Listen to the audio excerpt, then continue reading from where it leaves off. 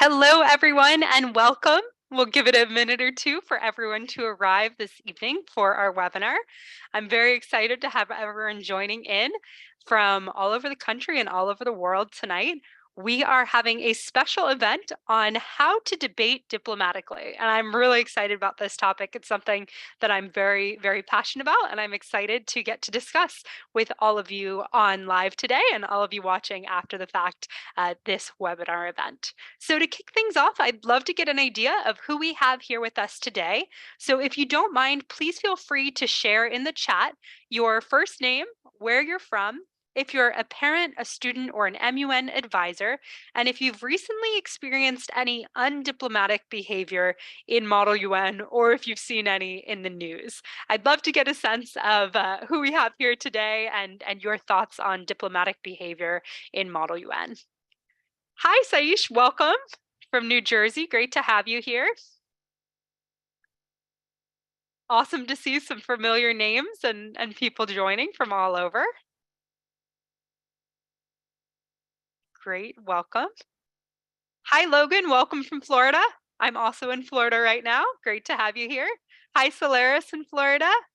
Hello from Canada and Malaysia. Fabulous. I see we've got some students and teachers from Saudi Arabia, New Jersey, and DC, and we have parents and students and teachers, people from Peru, more from Florida. Fabulous. It's great to see people tuning in from all over the world to join our conversation about how we can debate diplomatically in Model United Nations and in the real world. So without further ado, I would love to just let everyone know what to expect tonight. A little reminder on Zoom etiquette, please stay muted and keep your videos off over the course of this webinar. You are very welcome to engage with the topics we're discussing, and you're welcome to post questions and comments in the chat. But as the topic of the webinar insinuates tonight, we of course want everyone to keep it respectful. No spamming, bullying, or related behavior will be tolerated unless we're asking for an example of undiplomatic behavior, and that's the only circumstance where we want to see any of that. And of course, if you have any questions, please feel free to ask them. You can ask them directly in the chat, and you can also ask them in the Q&A feature. We'll be looking at both of those. And my fabulous colleague, Tony, at Best Delegate, will also be responding to questions in the chat and sharing some links over the course of our time together this evening. So about me, my name is Laura Beth, and I'm the Executive Director of Partnerships at Best Delegate, which basically means I have the amazing job of getting to work with all of our students, teachers, parents, governments, and even the United Nations to set up sustainable Model UN partnerships. I love Model UN. I've been doing it for well over a decade, and I've gotten to travel all over the world with Model UN. I've been to more than 60 countries in all 7 continents, and I love to learn about different continents and about different places and cultures and people. And that's one of the reasons that I believe so much in the importance of diplomatic debate, because if we can't be respectful of one another, there's no way that we can have meaningful conversations about sometimes quite challenging issues. So that's a little bit about me. I'm part of the team at Best Delegate. We provide, as many of you know, some of the world's leading resources on Model UN. And we run these sessions every month for free resources to help people learn Model UN, whether you're in Nigeria, Peru, or anywhere else in the world. These sessions are here to help you learn Model UN. So one of the many issues in the news right now that I've seen recently discussed both diplomatically and quite undiplomatically is the situation in Ukraine, the crisis that's been happening for over a year now, where there's ongoing violence and conflict, where Russia invaded Ukraine, and it's caused substantial cost of human lives and a really global crisis. And this has been discussed at the UN and elsewhere, and sometimes I've seen it discussed very diplomatically by world leaders, and at other times I've seen examples of this discussion take a really negative turn or utilize propaganda or misinformation in order to have the discussion. So I just want to give the conflict in Ukraine as a backdrop of an example of a topic that I've seen discussed in quite undiplomatic manners recently, as we talk through some ways that we can ourselves be better diplomats and better examples of debaters and global leaders. So whether you're talking about Ukraine or any other issue, I want to help you become a diplomat. Learn how to really exemplify diplomatic behavior and discuss challenging issues in a positive manner. So, what does it mean to be a diplomat? Our team Best Delegate has created this awesome acronym for you. And if you can remember these different pieces of diplomat, you can really set yourself apart as a great leader and a great debater. So, one of the things that you'll want to do is start with the D of diplomat, define your non negotiables. Then you're going to implement the rules of debate. Then you'll also get the chance to pick credible sources and listen to your peers. Then you'll get to organize your strategy, make others feel comfortable, avoid attacking, and take time to reflect. If you can do these key steps, you're going to be setting yourself up to be a really successful debater. And I want to break each of these down a little bit more for you so you really know how to do this in practice. So, when it comes to the D, define your non negotiables. Non negotiables really are the things that are your core values and that are important to you in order to create an inclusive environment and a great debating space. These are boundaries that should not be crossed in any circumstance, and they create an implicit social contract between all of the participants involved. And they really help to ensure a positive, productive conversation and set you up to create sustainable solutions. And at Best Delegate, for example, our core values, what our beliefs are framed around global citizenship. So, for example, when we run a simulation, we believe in human rights and equality, and that every single person should be utilizing and treated with equality. And that is not up for debate. So if we run a simulation, no one should be discriminated against, everyone's opinions should be heard, and we really try to engage across different cultures. And we take action through our words and our behaviors and our collective well being. And basically, what that means is that from the start of a simulation to the end, we make sure that everyone is treated fairly and with respect. And we tell people that right off the bat. I don't know if anyone here has joined any of our virtual conferences or if you've been to any of our summer camps or events. If you have, please feel free to drop that in the chat. But at all of the conferences that we run, we really do make sure that everyone is treated fairly. And that's part of our non negotiables that anyone who's chairing or leading a conference should say up front, whether you're running a simulation in your school or a large scale conference. So I want to show you an example of a non-negotiable being crossed. And this chat on the left, this didn't actually happen verbatim, but is an example of something similar that has happened in Model UN conferences to boundaries being crossed. And this one here is an example chat. So you can see the USA saying, haha, your opinion sucks. That is not something that we would say or ever want to see either spoken at a Model UN conference or put in a chat. And you could see Saudi Arabia commenting on how another delegate looked and asking for their phone number, or someone saying that they're bored, and then someone else yelling at them to stay on topic. These are things that might happen, but should not happen. And if this were to happen in a conference, it's really important that you cut it off and you put it in a positive space.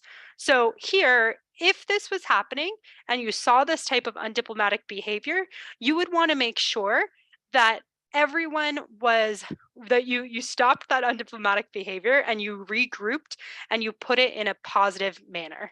So for example, if you were the chair and you started to see those comments pop up or something inappropriate, you'd stop what you were saying or doing or facilitating and you would pause the debate in that way. Now, someone may say something that you don't agree with or that has a different country policy, and that is different. That is okay. It's okay to represent a policy that is different than somebody else, but it is not okay to attack the person, and it is not okay to make them feel bad or less than. I see some questions in the chat about being able to see these slides and these notes after the fact. This whole event is being recorded, and my awesome colleague Tony will be sharing it online on our YouTube channel. So you'll have access to these slides, you'll have access to the recording, and all of that will also go out via email so that everyone is able to utilize this for your Model UN clubs and programs. So that's an example of non-negotiables being crossed. Cut it off as soon as you see it. put it back in a professional manner, because the goal of Model UN is to help people learn and grow and have a really positive experience. And if you see that type of behavior towards students, you're going to want to stop it. Whether you're a student leader, the chair, or a teacher, it is important to cut it off in a positive and constructive manner so that people know what will and won't be accepted during a simulation. So that was the D. Now let's talk about the I of diplomat. Implement rules of debate. Feel free to drop in the chat what type of procedure, Model UN procedure, you're used to using, because we have people joining us from all over the world. So I know in the US, a lot of people are just used to North American procedure and they don't know that there's different types. But I saw some people from Europe that might use Thyman procedure or other types of Model UN procedure. Regardless of the style of Model UN procedure that you're using, you want to make sure that you implement rules of debate. And the United Nations itself also has rules and guidelines to foster sustainable debates. And so your rules should go beyond parliamentary procedure themselves.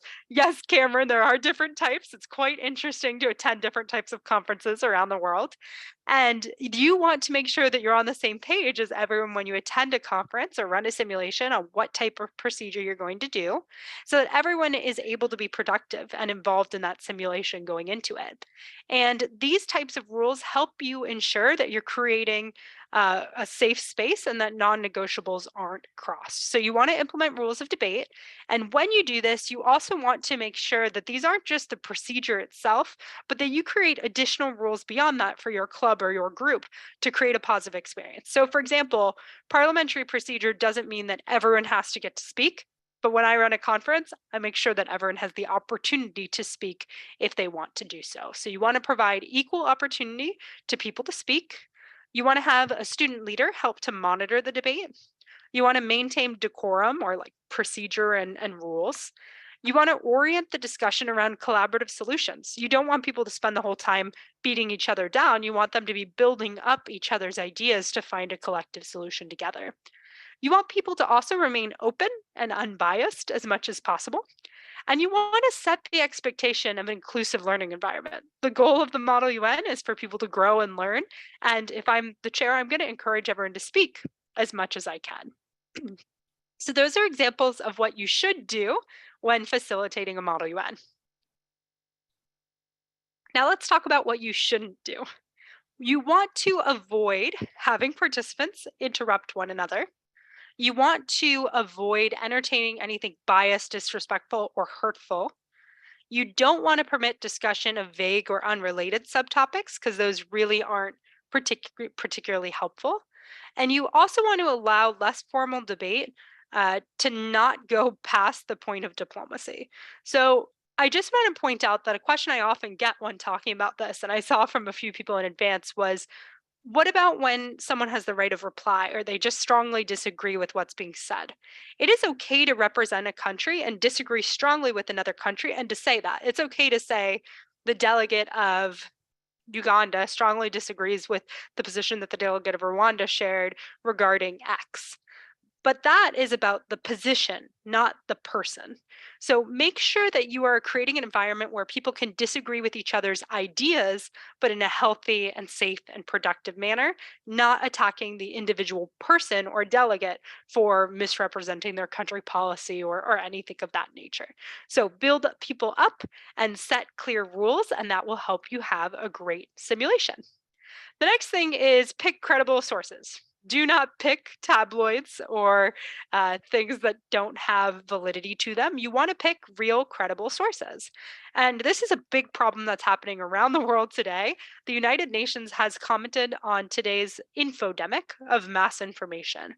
And social media makes it difficult to distinguish between fact, opinion, and fiction. Feel free to drop in the chat if you've ever found an article that you thought was credible, but upon further look, realized that you had in fact read an article that was based on not real facts or real information. I know this frequently happens leading up to elections in the US and around the world. There's a lot of misinformation put out. And being diplomatic and participating in Model UN, it's really important that you verify the sources and the information that you're using. And today, more than ever, facts can really lead to positive attitude shifts and outcomes. So you want to make sure that you are utilizing real credible information. How do you find credible sites? Great question, Lillian. So one of the ways that you do that is by power searching. I want to share just two examples of false information that came up regarding different crises around the world. So misinformation can negatively impact your ability to step into the shoes of global leadership, and it can change your point of view. So for example, here's an article that came up from a non-credible source about what was happening in Ukraine at the start of the war. It said Nazi empowerment may be unfolding in Ukraine. That was unfounded. That was not actually factual correct. There was propaganda saying that, but that was not a real fact. And in the New York Times, you can see another article about 4 falsehoods Russians are told about the war. So these are different pieces of information that you can see.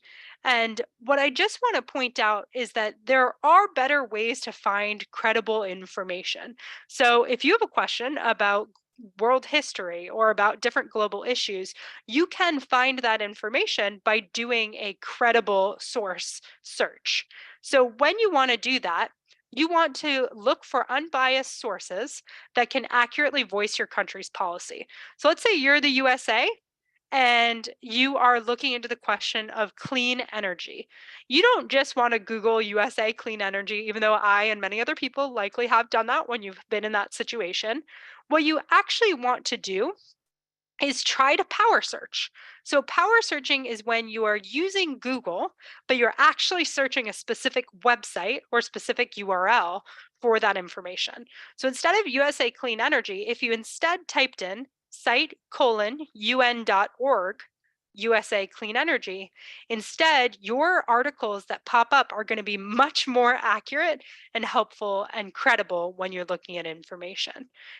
So again, take a look. If you do it without it, you're going to get advertisements and a lot of less credible or less useful information compared to if you choose to power search to find the actual information that might be helpful for you.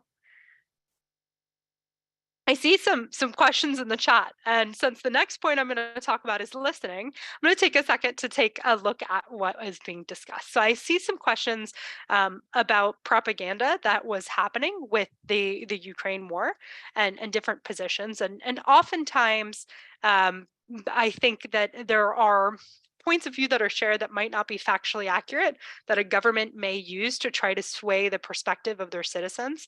And in the case at the start of the Ukrainian war, or of the war that's been happening between Ukraine and Russia, one of the common pieces of misinformation that was put out there by the Russian government was that there were Nazi influencers inside of Ukraine, and that's why they were going in to help save the people. This is not factually accurate, but it was one of the lines of propaganda that was disseminated. So I just want to share that information with everyone to be aware of as well. So if you want to best represent your country, you also want to take some time to listen to others in order to move the conversation forward and have a really effective simulation. So to be a successful diplomat, when you listen, you want to just not just hear, but take notes on what people are saying. So you want to take notes during the speakers list. You want to build solution-oriented discussion. And you want to collaborate with others to write comprehensive resolutions that work for as many of the delegates as possible. And in reality, at the UN, the majority of resolutions are actually adopted by what's called consensus, which means they're not actually voted upon. They're just unanimously agreed upon. There are some controversial topics that get voted upon, but the majority of General Assembly resolutions actually are adopted unanimously. So how do you take notes on what people are saying? You might have a sheet of paper where you list the speaker, the key message that key point they were trying to convey, and how it aligns with your country or how you might build upon those ideas together. So that's how you can listen. The next thing you want to do is organize your strategy. So just like playing chess or any other game, I like Settlers of Catan and a lot of strategic board games, I always like to have a strategy or an idea of how I'm going to approach that game going into it. And the same thing is true for Model UN. So you want to organize your strategy by planning your opening speech with inclusive ideas and international language and solutions. If you go in with a solution that only works for your country, you're not going to make a lot of progress at building a block and getting people to work together. You also want to consider how to respond to others and suggest positive alternatives if you disagree with an idea that's being communicated. And you also want to brainstorm universal solutions that could be implemented. And like I mentioned, most resolutions are, in fact, adopted by consensus. Next thing you want to do is ensure that you're making others feel comfortable. Whether it's a question that comes up in a chat or it's a question that comes up during a moderated caucus or anything else, there's always a variety of types of people in any room that you're in. I bet today we have some people new to Model UN and some people with a ton of experience. And regardless of that, you want to feel comfortable and confident in a Model UN simulation or when you're discussing global issues with people in general. And some of the things that you can do is really figure out how to handle affairs and discussion without arousing hostility. So, some tips for that: speak respectfully and use formal language, be kind and seek to include others, share facts and credible sources, ask questions and engage with others, and say one thing well that adds value. Sometimes you have a limited amount of time, and listing a full laundry list of things is just too much. And you want to really focus on saying one key thing that adds value and helps move the conversation forward. And I don't know how many of you have given a Model UN speech at a conference, but frequently you'll have the opportunity to start with, "Thank you, Honorable Chair and fellow delegates." As you lead off your speech, it's often a formality that can set the right tone for your debate. So, those are some tips for making others feel comfortable. Really important, this next one: avoid attacking. We are all people, and sometimes, even when someone is just trying to ask a question, it might feel like an attack to the person on the other side of the screen or of the conversation if you're in person.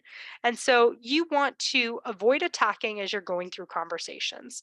And since the UN is the world's leading peacemaking body, you should never attack other delegates, call them a racist, belittle them, call them a snowflake, couple unrelated issues so that they don't have the chance to respond to individual things. Use negative terminology, third world, or things that are derogatory in nature, or charged terms. Even the term fake news can be really loaded, especially in the United States in the last few years, compared to the term misinformation or infodemic. So you want to make sure that you are being strategic in how you talk to people, and you don't want to say negative attacking things, but instead try to frame it in the positive. And I think that's true in life, not just in Model United Nations. I saw a great question. When you're avoiding attacking, you are in fact representing an individual country. So you'll say things like Spain believes rather than I believe. And sometimes using that formality also takes the little bit of personal attack out of it when they realize, oh, you're representing a country's point of view rather than just an individual person. I see a great question from Dana, which is, what if someone else says it first? If someone else attacks you, you want to stay on the positive. So when they go low, you go high. I'm sure many of you have recognized that Michelle Obama quote.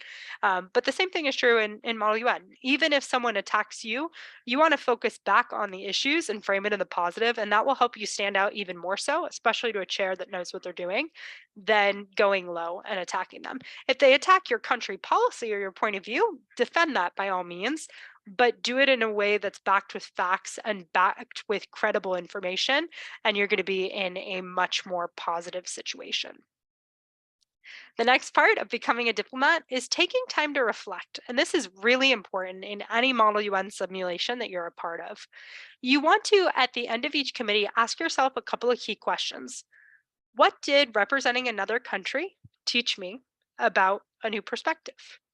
What did I learn from the new beliefs that I encountered, either that people had or that they were representing? Did I strive to build bridges and work with others? And how can I use what I've learned to take positive action and implement solutions? Model UN is not just a 6-hour or a 3-day simulation. It really is something that can give you the opportunity to learn about yourself and about global issues. And I definitely encourage you to reflect after simulations on your learning. And of course, always follow the platinum rule and treat others with respect and do unto others as you would want done to yourself as well. So that is the short acronym for becoming a diplomat. And we have a great checklist for teachers as well as for delegates on how to be diplomatic. And my colleague Tony is going to share the links to these in the chat as well. This is the facilitator checklist, and this is a way that you can ensure that you are running diplomatic debates. These are also found in the How to Debate Diplomatically guide. And so for the checklist for facilitators, you'll want to follow these same steps we've talked about. Define diplomacy for your conference, figure out your core values, and use those to create values that you want applied to committee. You want to create a list of non-negotiables for your committee, implement your rules for debate beyond parliamentary procedure, train student leaders and teachers on your non-negotiables and rules, set a theme for your conference, and use your conference theme and non-negotiables to choose your committee topics. It can inform the whole event that you're running. And then you'll want to run a diplomatic debate and ensure that all delegates are familiar with your topics.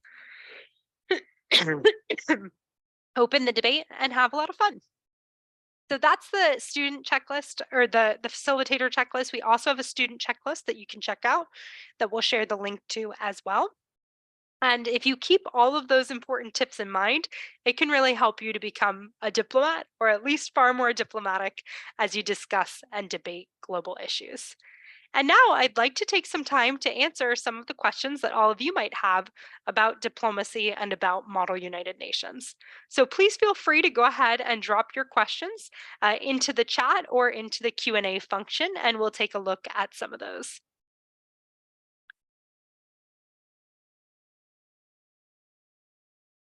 Great question. So I see a question, how do you know who to work with? In MUN, who are your allies? And you want to be listening to other people and finding people with similar policies as the country that you're representing. Sometimes you might find people that are in a similar geography or similar religion, if it's a topic that is influenced by those factors. That may give you an idea of who might make sense to work with in your block, but you also want to take a look at really who aligns with the policies that you're looking at. I see some people that are preparing for upcoming conferences. I have a hunch some of you might be traveling to NISMN. One of the biggest conferences of the year is coming up in New York. And I see a question from people around how do you work with power delegates? Great question. So sometimes people might be referred to as a power delegate, or there have been a variety of other terms used to describe some types of delegates in MUN. And the best way that you can combat that is really by creating an inclusive and welcoming environment. We like to say at Best Delegate that the best delegate brings out the best in other delegates. And I really do believe that. If you create a positive environment and you bring people into your physical and metaphorical circle when you're doing an unmoderated caucus, you are going to be welcoming people in, and they'll be a lot more likely to enjoy the simulation. And your chair will notice that, and you'll get more support for the resolution that you're creating. So should you work with power delegates? Yeah, you should work with everyone. Sometimes you might be strategic to create your own block that is more welcoming and inclusive, and it might set you apart to stand out in a more positive way.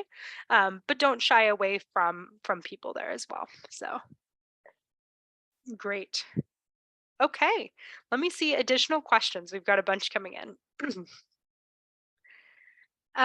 Crisis arc ideas. Okay, so there's a lot of different types of Model UN, and whether you're in a General Assembly style committee or a crisis style committee, you want to still make sure that you're creating a positive diplomatic environment.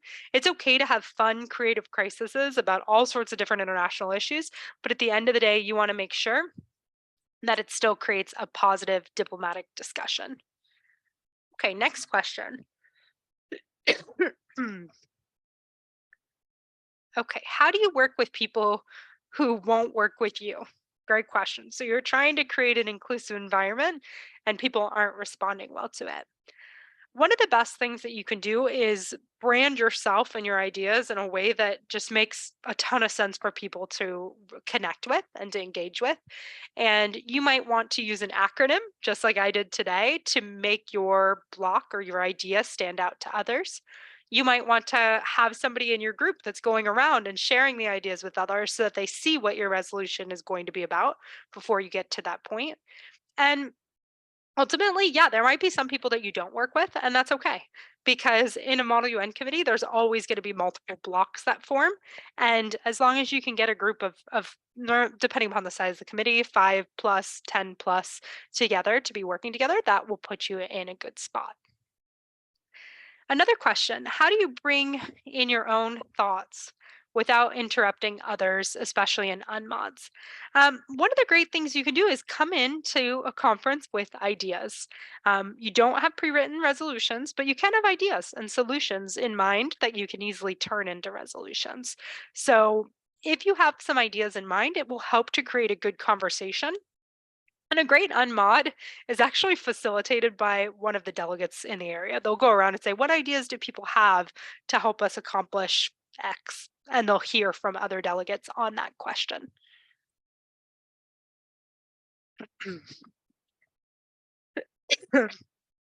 One moment, I'm just going to read another question or two. Okay, so I see sometimes people don't get called on to get to present a draft resolution. That does happen. Try to stay positive. Chairs can see what's happening throughout the course of something, regardless of if you get to present on it. And I see sometimes it might happen where someone doesn't have the same ideas as other people. That's okay. You can share your ideas even if they're different. You just want to make sure that they align with the position and policy of the country that you're representing. If people are calling you out and attacking you, what do you do? That's a great question. The chair is your ally. You want to work with them to create a positive environment, and you can ask for a right of reply if you feel personally attacked. The best thing you can do is diplomatically respond and provide the data or information that backs the policy or perspective that you're trying to present. Great question. How do you improve every conference?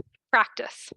Practice, practice, practice. The best way to become diplomatic and to be a good speaker is to have more practice at doing Model UN, because you will get more confident and feel more empowered to do it effectively.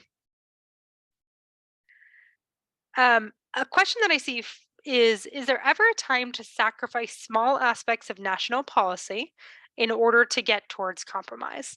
I'd say yes. You don't want to give in on the big issues that your country believes in, but it's okay to make small changes or adjustments to get towards consensus. Absolutely.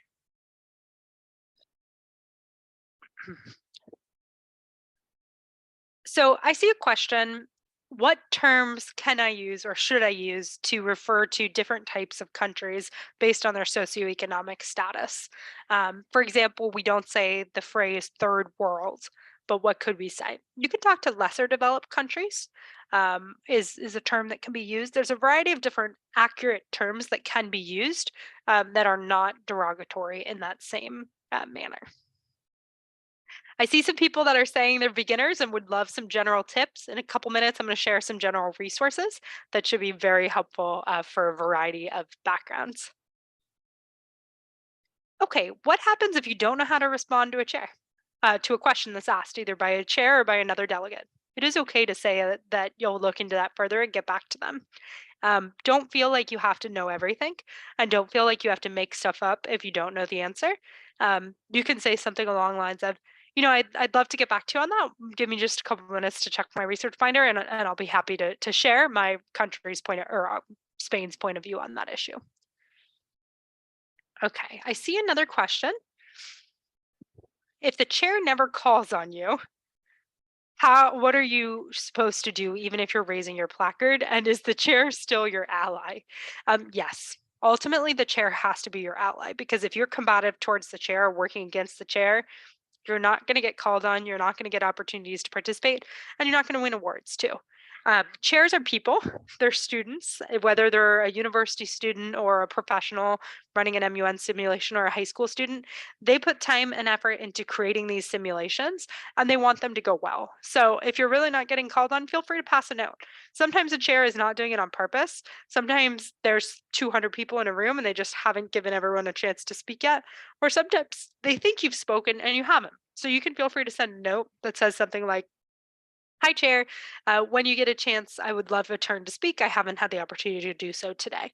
Something like that that's positive, you can absolutely do. You want to continue to treat your chair as your ally as much as is possible. Okay, I see a great question. How do you find the balance between being a leader in a block and letting other people speak without being overpowered? I've gotten feedback from chairs telling me to be more assertive. And then when I do that at another conference, a chair is telling me to let more people speak. So I'm looking for the right balance. I think part of that's a great question, is about developing your own style as a delegate and finding that sweet spot where other people's voices are heard, but you are helping to weave it together into a combined narrative and a combined resolution, and people see you as a thought leader on it. So you might be the one that brands the overall resolution and that puts together that final document, but you might make sure that everyone's voices are heard as much as possible in that process. So it's a balance. Part of it, it just depends on what the chair might see when, but tone and body language and all of that can help to create a more inclusive environment. Even if you're saying the same things, the way in which you say them can help to create a diplomatic, positive environment. I see another question. What if the chair doesn't do anything to a person who's done something wrong? That can be really frustrating. So there are plenty of conferences that might be run by high school students or university students. They might not see an incident that happens, or they may see something but not address it or cut it off. You can, as a delegate, raise that issue. If it's happening during an unmoderated caucus, I would stand up for the person that's being treated poorly and help to cut that off. Excuse me, delegate of Argentina, the way that you're speaking to Peru really is not appropriate. I'd really appreciate it if you could remember that we're all people representing countries and take a few minutes to, reassess how you want to engage in this conversation. So you can stand up for the other delegates in those situations and should, and you can also raise it to your chair, to your teacher, and to conference leadership. If you're a teacher and you see an incident happen, sometimes the conference leadership just doesn't know, and they need to know when incidents occur so that they can help to ensure a positive environment moving forward. So that's a great question. What do you do when the chair doesn't do something? You speak up and you elevate the issue to the appropriate level based upon the severity of the incident. I see a question. Is it okay to start doing Model UN with younger students, whether they're 15 years old or younger? Yeah, absolutely. It is great to teach diplomacy to kids of all ages. You can start Model UN with students as young as 8 years old. We've taught Model UN Best Delegate to students all over the world of all different ages. And I personally have a very young one at home that I've started teaching diplomacy to as well. So I absolutely recommend teaching Model UN to students of all ages. You pick topics strategically that match their global understanding. So you might start with something like protection of endangered species rather than something far more complicated about human rights for a younger audience. And then you build over time to have the appropriate diplomatic conversations based upon the age and maturity of students. I see another question. How do you help students break through that might be representing countries that aren't as prominent? So you might be in a Security Council simulation and you see that the permanent five members of the Security Council are speaking more. And countries that might be smaller or less prominent in that debate might be not speaking as often. Again, encourage people to speak and to share their point of view. Ask people questions and remember that even if someone has veto power, it might influence whether or not something passes. But at the end of the day, you still need enough votes for something to go through, and everyone matters in a Model UN simulation. I see a great question. Should directors, like Model UN teachers or advisors or directors, they're called different things in different places, ever interrupt a debate if it seems off topic or out of line, or is it better to just send a note to the chair? My real answer is that I like to empower chairs and student leaders to take the lead of a simulation as much as possible. If I see something that is a health risk, an emotional well being risk, or a behavioral issue that is a large enough scale, I will step in immediately and correct that issue and prevent it from becoming worse. But if it's a subtopic that's slightly off issue, I'm not going to step in. I'm going to let the chair do it. I might send a note to the chair to help them encourage diplomatic behavior and to help them create a positive simulation. But it's a balance. I think if something is really undiplomatic or really problematic, that's when a teacher might step in. But generally, you're going to want to let your chair be a leader in that simulation. I see a question from Cameron. What if chair is repeatedly calling on certain countries over and over again? I was recently the delegate of China and I wasn't called on even when a resolution was important to my country. Yeah, that happens. Um, it's not always intentional, but it happens, especially in large conferences. One thing you can do is propose the moderated caucuses. If you propose something that's voted upon, you'll often get the opportunity to speak first. That's a great way to ensure you get the chance to speak. If you present a resolution, that's a great way to get a chance to speak. And if other delegates are referencing what you've done, that's another way that the chair is going to have you top of mind and is going to be more likely to call upon you.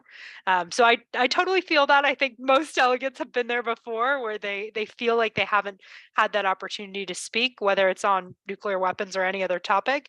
Um, just make sure that you continue to share your country's point of view and your perspectives in unmoderated caucuses, in the draft resolutions that are created, and in the things that you put into um, voting. You know, if you get the chance to propose moderated caucuses, you can and should do that. So definitely all things to consider as you're involved in a simulation. So I see a question, what are examples of words that shouldn't be used in Model UN, even if it seems normal? I'm not going to list off inappropriate words, but I'm going to refer you to the same sorts of things that wouldn't be appropriate in school. So, of course, profanity is not allowed and shouldn't be used in those simulations, and terms that might be used in a demeaning or negative manner. And sometimes, even just coming from different parts of the country or different parts of the world, you may use slang that to you is fine and doesn't have a negative meaning, but when you encounter others, might. So, you'll want to just think about what terminology you utilize in order to create a positive and inclusive environment. I see some great questions about, who do chairs call on and what might influence that. Sometimes it's a great speech in the beginning. Sometimes it's really other delegates referring to you. All of those things can help influence the frequency and likelihood of you getting called upon. I see a question that Dana submitted. You often notice new delegates trying to participate in drafting resolutions and making amendments or answering questions, but larger delegates or member states don't often give them the chance. How can you encourage delegates to break through? I think part of that is practice simulations. The more practice people get, the more confident they're going to be to share their ideas. Great shares can also help with that as well, can help people feel willing to get called upon and to participate in that way. And so I just encourage practice as one of the best ways to help new delegates feel confident getting their ideas heard. Another question I see, are there chairs at the UN? Yes. So, depending upon what part of the UN that you're in, there are actually rotating chairs that might facilitate the Security Council or other committees. Sometimes it's the president that's representing that body at that point in time. So, there are real chairs that facilitate at the United Nations, both in formal moderated debate and sometimes in informal sessions as well. Um, Another question that I see from Lillian is, what if you have a partner that isn't interested in being at the conference? Yeah, that can be a challenge. So you want to make sure that your team, if you have a double delegation, that means two of you working together representing the same country in the same committee, are both putting forward a diplomatic effort to participate, because at the end of the day, You are being judged together by the other members of the committee as well as by the chairs. So you want to try to figure out how to get your partner excited about the topic. Maybe they like the social dynamic of getting people to support their topic. Maybe they like the part of actually getting to write or getting to speak. You want to figure out what both of you are good at, how to play to your strengths, and how to help them feel excited about participating and learning about that topic. The next question that I see is, what do you do if you hear others laughing at other delegates when they don't know the answers? Um, Laughing isn't something you should do. If someone tells a joke, by all means, giggle. That's great. Sometimes people use comedy in opening speeches to get, attention, but you want to make sure that you treat people with respect and don't laugh at someone when they forget or stumble or anything of that nature.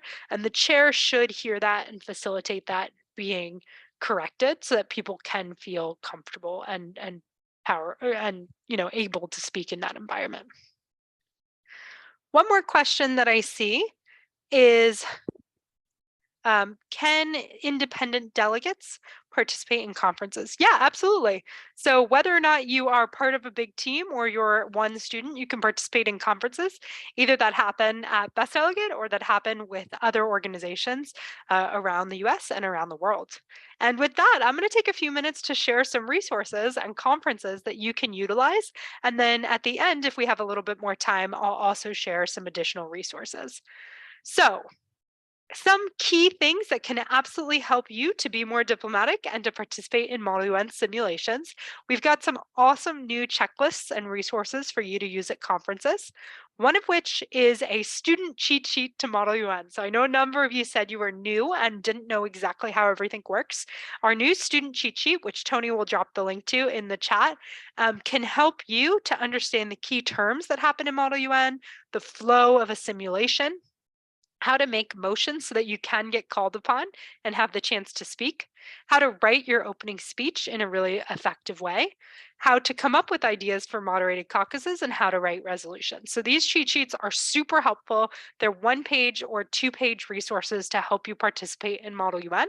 And we have them for students, we have them for advisors, and we also have a chairing cheat sheet. So if you're a chair, there's some tips on how to bring out the best in a simulation, how to make sure you call on everyone fairly and evenly, how to create a diplomatic environment, and much, much more. So definitely check out these awesome cheat sheets.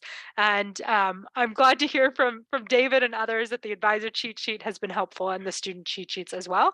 And if you use these, please do feel free to tag us on social media. We love to share people utilizing Model UN resources in the community as well. So again, that student cheat sheet, it can help you to prepare for a conference. It can help you write your opening speech and develop your issues and solutions. So I know we had some people preparing for a couple different conferences in New York and elsewhere coming up in the next few weeks. So you'll definitely want to download this resource. It can also help you during committee to be able to track your progress, how many times you've spoken, what the different, motions are that you've made, all of those types of things as well. We also have some full guides and resources on how to prepare for virtual and in-person conferences, how to debate diplomatically, how to select conferences to attend, and more. So I definitely check out some of these resources that are available on our website. We have an awesome student resource page on the bestdelegate.com website, and all of these guides are there. There's a section of free checklists, there's a section of guides, and there's a section of training videos. So if you want to help yourself prepare for an upcoming conference, there's videos on how to give an opening speech, how to improve your body language, and much, much more. And there's also videos on what is Model UN and some of the basics as well if you're teaching Model UN to others. So check out those training resources to help you succeed as well. And another great way to get diplomatic and to practice is by attending a conference or a Model UN 101 workshop. So Best Delegate runs conferences every month that are open to the public. We have free Model UN webinars once a month, and then we have these 2 paid programs that are a great way for people to get started. The BD Monk conferences are $40 and are a great way to start. And same thing with our MUN 101 workshop. Those are 3-hour sessions that help you learn the basics of Model UN. If you're looking to really help a club take off with Model UN, I saw a question, how do I start a Model UN club? One great new resource we have is called the Club Accelerator. We've rolled this out with a number of schools this year. And if you're interested, feel free to check out our website for the Club Accelerator. It's a 10-hour package that helps you start a really effective Model UN club. We'll do a planning call with your school. We'll help provide a MUN 101 workshop, and we'll run a training conference for your school as well if you're interested. And if you're into Model UN and just want more MUN, our co-founder of Best Delegate, Ryan Villanueva, has created an awesome podcast on Model United Nations. And there's some great episodes on how to get started in MUN, top lessons from doing MUN, how MUNers make a difference in the world, and much more. So feel free to check us out on Spotify and elsewhere. There's a ton of great MUN content out on our podcast. And last but not least, please do feel free to reach out. Our email is support@bestdelegate.com. We run amazing summer programs, both virtually and in person, if you want to take your Model UN skills to the next level and meet with like-minded peers from around the world. It's a great way in summer in June, July, and August to get to continue learning Model UN and enhancing your skills. And if you have any questions about MUN, you can also schedule a call with one of our fabulous mentors. Tony gets to speak with many of our fabulous teachers and students and parents that call in to learn more about Model UN and more about Best Delegates Model UN programs. And with that, I want to tell everybody thank you. Thank you very much for joining our webinar this evening and learning a bit more about how to debate diplomatically. Please do feel free to check out the resources that are on bestdelegate.com and on our second website, learnmodelun.com, where you can see our conferences, our workshops, our summer programs, our advisor training programs, and more. So check out all of these resources. They're a great way to help you continue to enhance your Model UN skills. And with that, I am happy to take about 5 more minutes of questions if there are any additional questions. But I really appreciate everyone taking the time this evening to join us, to learn more about Model UN, and to become a more diplomatic person, because we need a lot more diplomacy in this country and in the world in order to create peace and security and prosperity for more people. So thank you for joining. Thank you to our students, our teachers, and our parents taking time out of your day to learn Model UN. And I hope to get to see many of you at Model UN conferences virtually and in person over the coming months and years. I see a great question from Jennifer. What's the purpose of giving out awards in Model UN? Yeah, that's a great question. If we're trying to promote diplomatic behavior, why do conferences choose to do that? One of the reasons, to be perfectly honest, is it's an incentive, and it's typical in many other types of extracurricular activities, sports, debate, elsewhere. And so Model UN has paralleled that in that same way. That's one of the reasons that some conferences might have a diplomatic award or a diplomacy award. Some people might take diplomacy into consideration when giving out their Best Delegate Award. But at the end of the day, the goal of awards, I think, is to encourage students to participate, to encourage and show what students have learned and what they do with Model UN. Great question. Another question I see from Lillian is, how do you encourage people who don't necessarily seem interested? I think creating fun, engaging simulations for somebody to have the chance to get started is the best way to get people excited about Model UN and participating in a meaningful way. Uh, great question I see from Cameron. How often do we host these webinars or these help sessions? Every month. So next month, we're going to have a great one on running mini simulations and some awesome resources to do so. So please feel free to check back in with the Best Delegate team and check out those resources. The links to our events can be found on our website, and we send these out via email for everyone to know about events in advance as well. Do we have any final questions, either in the Q&A or in the webinar? I see a great question. What are some of the upcoming conferences that you recommend? There's a complete conference database on Best Delegate's website, and Tony can put the link in the chat to that as well. There's a number of awesome conferences that happen, larger ones and smaller ones. It really depends on the size of your club and your ability to travel, what conference I would recommend. And if you're looking for more crisis style conferences or General Assembly style conferences, if you're looking for a training conference or a beginner level conference, I do recommend the Best Delegate Model UN conferences that happen every month. And if you're looking for something different, feel free to send an email to support@bestsellerget.com. Let us know where you're located and what type of a conference that you're looking for, and we can also provide a recommendation to that as well. I see a great question. Will these links and resources that we've shared in the chat today be shared elsewhere? Yes, they will be in the YouTube video. We'll have a spot under it that have all of the links to some of these top resources we've shared.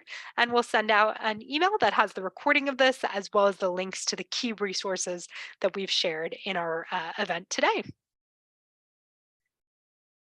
One more question that I see is how do you stay calm when dealing with diplomatic behavior, or dealing with resolutions and all of those different aspects?